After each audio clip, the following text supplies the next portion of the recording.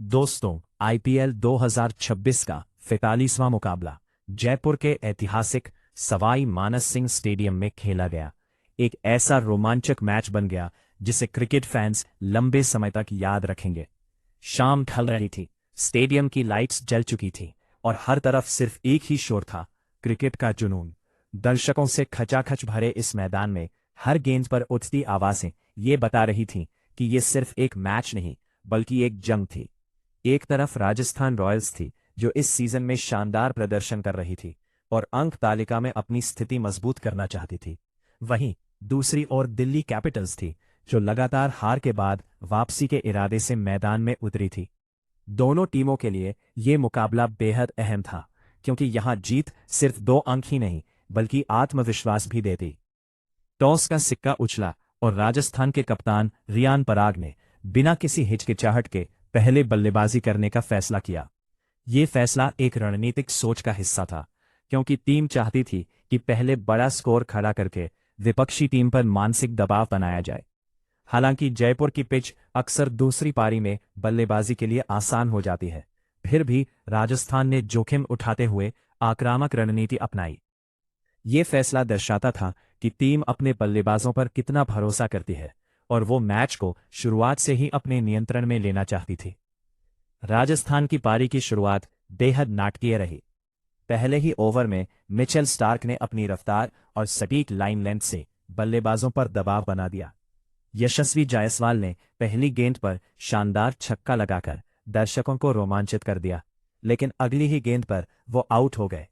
ये पल ऐसा था जिसने पूरे स्टेडियम को कुछ सेकंड के लिए शांत कर दिया।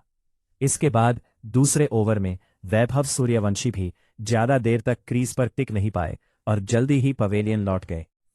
शुरुआती 2 झटकों ने राजस्थान को बैकफुट पर ला दिया था और ऐसा लग रहा था कि दिल्ली इस मैच पर जल्दी पकड़ बना लेगी। लेकिन क्रिकेट में कहानी कभी एक जैसी नहीं रहती।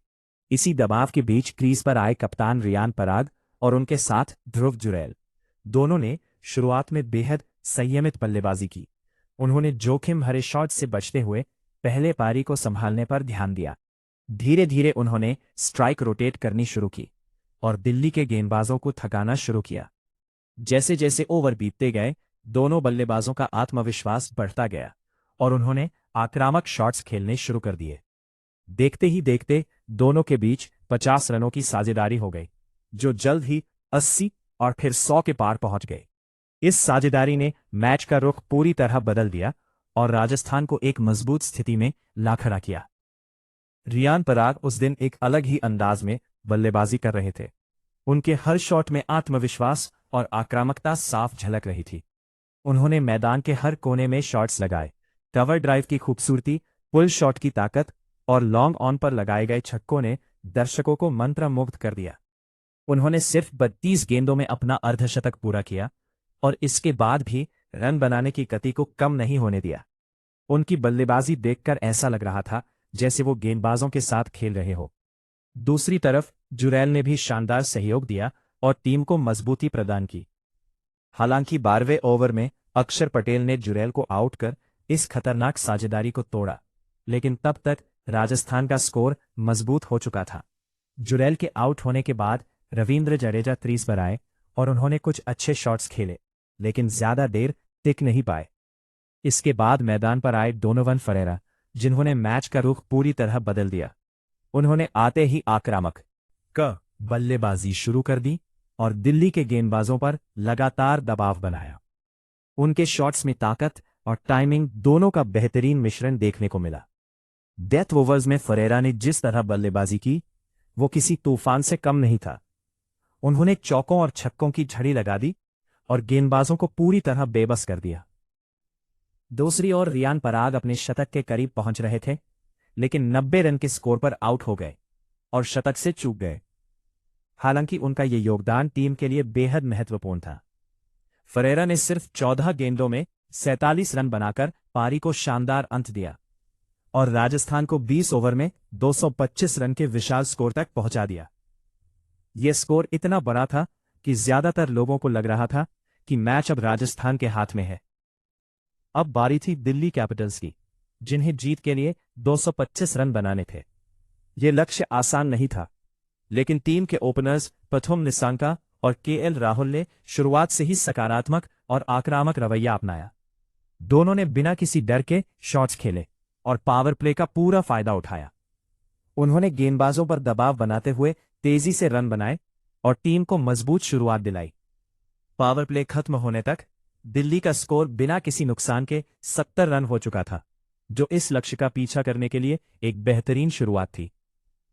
पथुम निसांका ने इस मैच में शानदार बल्लेबाजी की और सिर्फ 23 गेंदों में अपना अर्धशतक पूरा किया। ये उनके आईपीएल करियर की एक यादगार बारी थी। उन्होंने मैदान के हर हिस्से में शॉट्स लगाए और विपक्षी गेंदबाजों को कोई मौका नहीं दिया।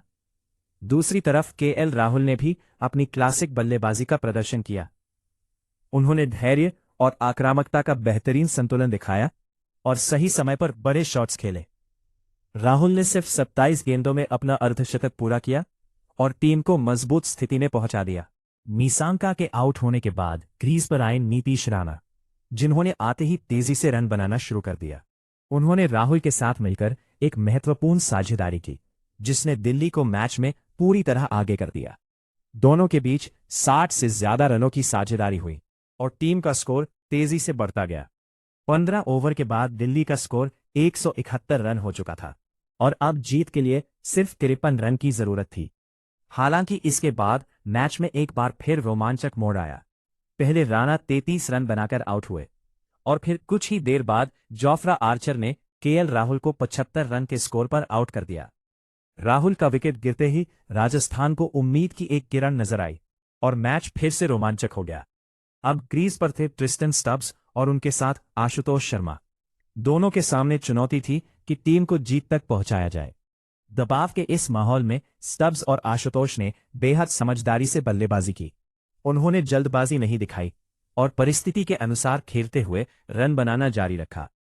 सिंगल और डबल के साथ साथ उन्होंने मौके मिलने पर बाउंड्री भी लगाई। जैसे जैसे लक्ष्य करीब आता गया, दर्शकों की धड़कनें भी तेज होती गईं।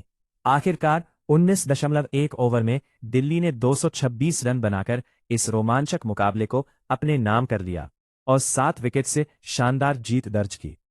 ये जीत सिर्फ एक सामान्य जीत नहीं थी, बल्कि ये आत्मविश्वास, टीम वर्क और दृढ़ निश्चय की जीत थी। दिल्ली कैपिटल्स ने दिखा दिया कि अगर टीम एकजुट होकर खेले तो कोई भी लक्ष्य असंभव नहीं होता। इस मैच में कई खिलाड़ियों ने शानदार प्रदर्शन किया, जिसमें रियान पराग की 90 रन की पारी, डोनोवन फरेरा की विस्फोटक बल्लेबाजी और दिल्ली की ओर से पथुम निसांका और केएल राहुल की शानदार पारियां शामिल है।